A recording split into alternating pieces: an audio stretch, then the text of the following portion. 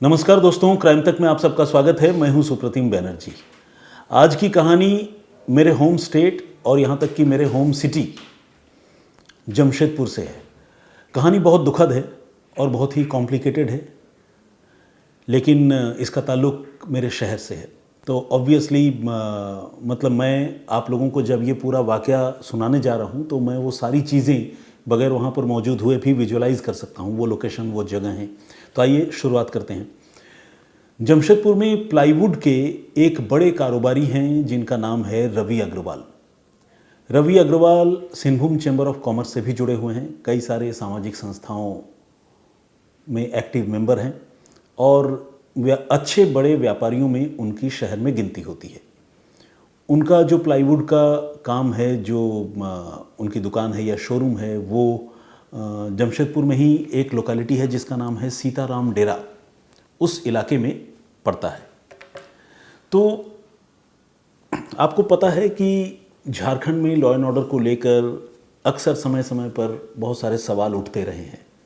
तो अभी कुछ दिन पहले रवि अग्रवाल के साथ भी एक ऐसी ही घटना हुई थी जिसको लेकर लॉ एंड ऑर्डर पर एक बहुत बड़ा सवालिया निशान लगा।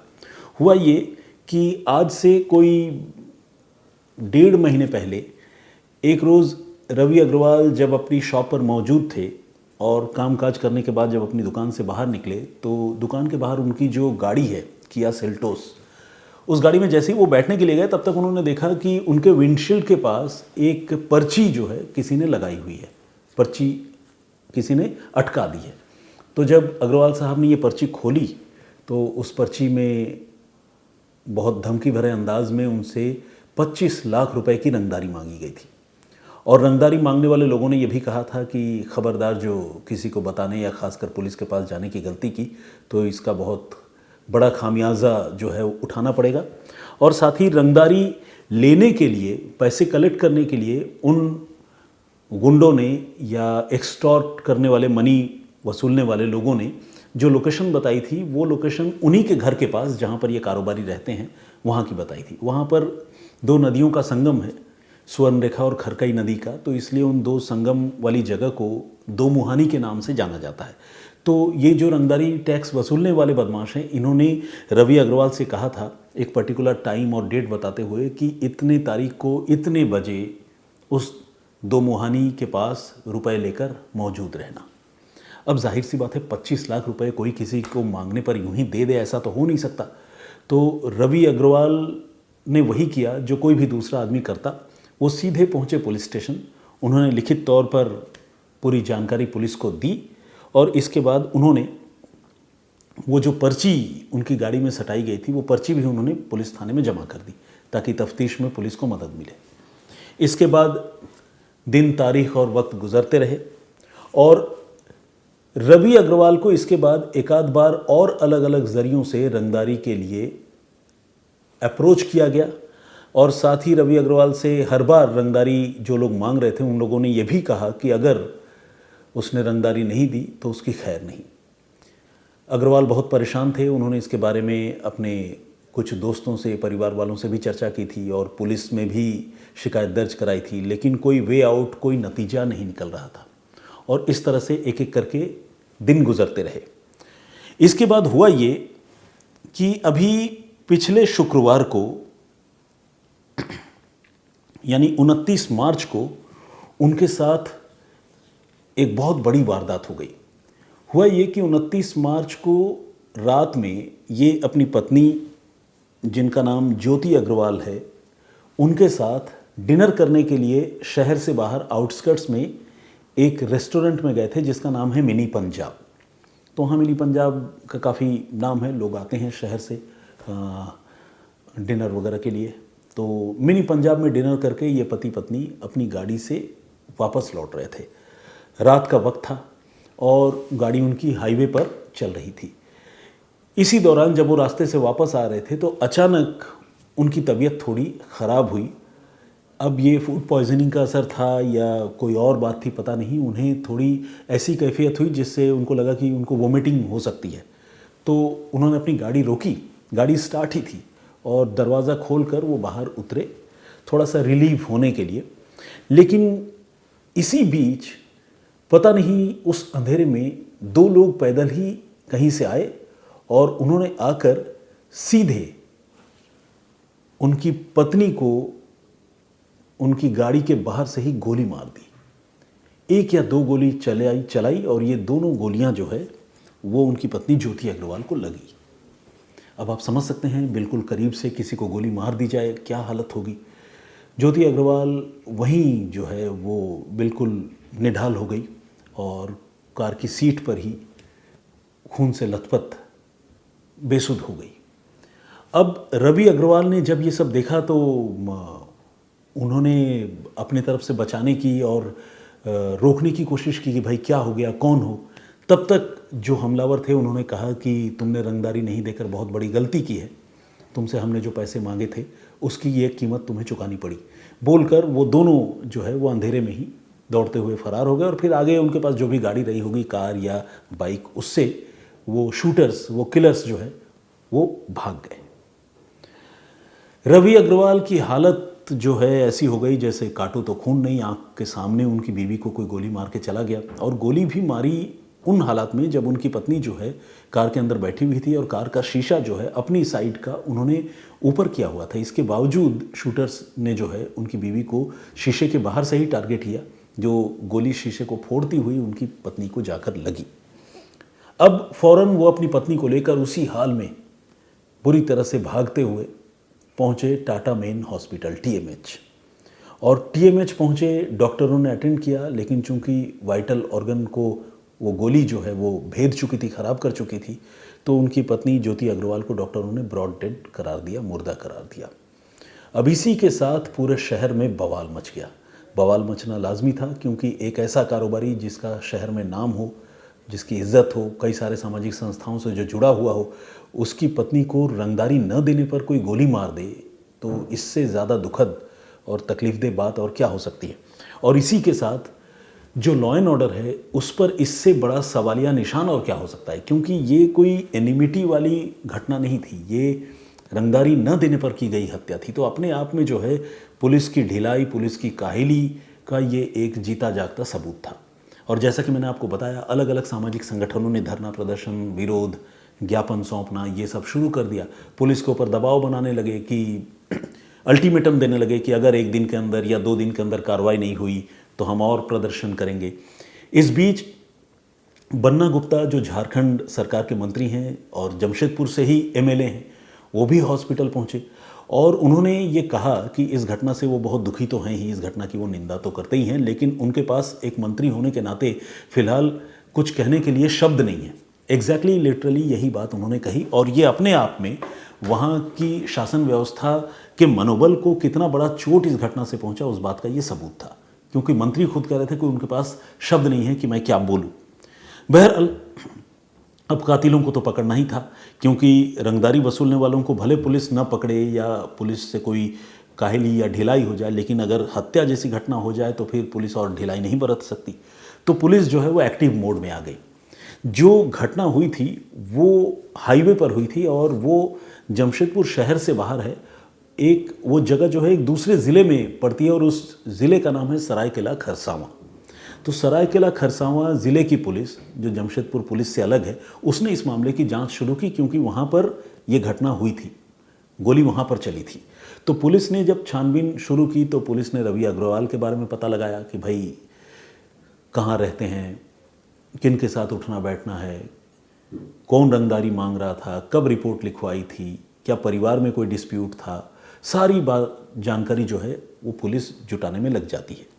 लेकिन अभी पुलिस इस मामले की तफ्तीश आगे बढ़ाती, तब तक रवि अग्रवाल के ससुर यानी उनकी जो पत्नी ज्योति अग्रवाल की हत्या हुई थी, उनके पिता पुलिस थाने पहुंचते हैं और वो आकर सीधे अपने ही दामाद पर अपनी बेटी के कत्ल का इल्ज़ाम लगाते हैं और वो ये कहते हैं कि मेरी बेटी के साथ मेरे दामाद के रिश्ते अच्छे नहीं थे, अक्सर इन दोनों में लड़ाई हुआ करती थी और मेरे दामाद ने एक बार गैंगटॉक में भी मेरी बेटी की हत्या करने की कोशिश की थी, लेकिन वो नाकाम हो गया था। लेकिन चूंकि दोनों पति पत्नी थे, तलाक या अलगाव नहीं हुआ था, दोनों साथ रहते थे। लेकिन ऐसा जो है उनका दामाद सचमुच किसी रोज़ करेगा कि अपने सामने अपनी पत्नी की हत्या करवा देगा, ये उनकी सोच से भी परे है। लेकिन उन्हें पूरा यकीन है कि इस कत्ल के पीछे उनके दामाद का ही हाथ है। अब पुलिस ने जब ये शिकायत, ये तहरीर देखी तो पुलिस के भी कान खड़े हो गए। पुलिस को लगा कि कहीं ऐसा तो नहीं कि ये घटना जो है रंगदारी से न जुड़ी हो, बल्कि वाकई फैमिली फ्यूड का नतीजा हो। पुलिस भी अब इस एंगल पर सोचने को मजबूर हो गई। हालांकि पुलिस अपने मुखबिरों से बात कर रही थी और टेक्निकल इन्वेस्टिगेशन भी कर रही थी। टेक्निकल इन्वेस्टिगेशन मतलब रवि अग्रवाल की किन किन से फ़ोन पर बात होती थी, उनकी पत्नी की किन किन से बात होती थी, बातचीत की फ्रीक्वेंसी क्या थी, और जिन लोगों से बातचीत होती थी उनके बारे में तो पुलिस जानकारी जुटा ही रही थी। जिस जगह पर यह घटना हुई थी वहाँ के मोबाइल का डंप डाटा भी पुलिस ने कलेक्ट किया था, ताकि पुलिस ये समझ सके कि घटना के वक्त वहाँ कौन कौन से मोबाइल नंबर एक्टिव थे। तो मुखबिरों से पूछताछ और टेक्निकल इन्वेस्टिगेशन, ये सारी चीज़ें जब चल रही थी तो पुलिस को इस मामले से जुड़े कुछ वाइटल क्लू हाथ लगे। वो क्लू ये था कि पुलिस ने देखा कि मौका वारदात पर एक पर्टिकुलर नंबर, जिससे रवि अग्रवाल की पहले भी रोज़ तकरीबन बातचीत होती है और दिन में कई बार बातचीत होती है, वो नंबर वहाँ पर एक्टिव था। और वो नंबर जो है उनकी पत्नी ज्योति अग्रवाल का नहीं था, बल्कि किसी और तीसरे आदमी का था। ये आदमी कौन हो सकता है? पुलिस ने जब ये जानकारी जुटाई और मुखबिरों से पूछताछ की तो पता चला कि रवि अग्रवाल का जो ड्राइवर है, उसका नाम है मुकेश मिश्रा, उसकी भी प्रेजेंस उस घटनास्थल के करीब थी। जब पुलिस को ये इंडिकेशन मिला तो पुलिस ने ड्राइवर मुकेश मिश्रा को राउंड अप कर लिया। रवि अग्रवाल शक के दायरे में पहले से ही था। मुकेश मिश्रा से जब पुलिस ने पूछताछ की तो शुरू में उसने इधर उधर की कहानियां सुनाई, लेकिन जब पुलिस ने सबूतों से उसका सामना कराया और उसे सख्ती से निपटे पुलिस वाले, तो फिर मुकेश मिश्रा ने जो बात बताई उसे सुनकर अब जमशेदपुर के सारे लोग हैरान हैं। ये कत्ल जो है किसी रंगदारी वसूली का नतीजा नहीं थी, बल्कि रवि अग्रवाल ने खुद अपनी पत्नी ज्योति अग्रवाल का कत्ल करवाया था और इस कत्ल के लिए पूरे 16 लाख रुपए की सुपारी दी गई थी। और ये पहला मौका नहीं था जब कत्ल की कोशिश हुई। इस बार ये तीसरी कोशिश थी जब जो कामयाब हो गई। इससे पहले 2 बार और रवि अग्रवाल ने अपनी पत्नी की हत्या करने की कोशिश की थी, एक बार गैंगटॉक में, एक बार और जमशेदपुर में ही, लेकिन वो दोनों कोशिशें नाकाम हो गई और ये तीसरी कोशिश जो है वो कामयाब हुई। मुकेश मिश्रा जो रवि अग्रवाल का ड्राइवर था, रवि अग्रवाल ने उसे भरोसे में लिया था और कुछ शूटरों का इंतज़ाम करने की बात कही थी।